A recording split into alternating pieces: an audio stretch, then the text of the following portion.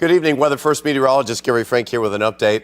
We had a very nice day, obviously. Our temperatures were not all that warm. You look at the time lapse, we started off pretty dry, and as we started to dry out through the day, you really saw those clouds started to move in. And for the most part, it was pretty quiet. We're going to continue to see weather like this over the next couple of days. Very, very pleasant weather. Clouds built in the afternoon. We had some of those very fair weather clouds that developed, but otherwise it was pretty quiet. And here we are right now. Temperatures have already fallen pretty nicely. 72 degrees. We have a northeast breeze at 6 miles an hour. The big picture, I want to look at a couple of things here because, it's pretty nice. Our average high is 86. We hit 82 today. It's much, much drier.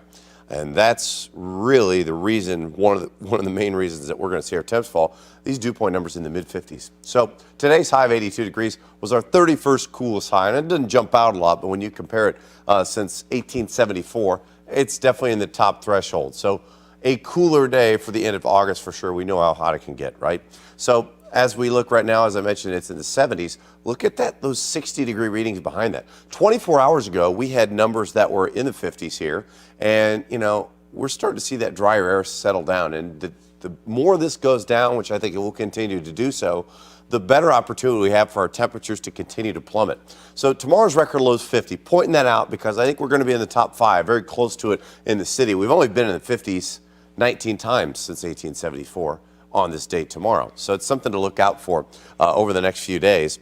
As we continue to look at, for the most part, overnight lows will still stay in the mid-50s. And that's going to be on the cooler side for sure as we continue to look at the potential for, much cooler weather. So tomorrow we'll start off in the mid-50s. 55, I think, is going to be our overnight low. And for the most part, we're going to continue to see temps near 80 degrees.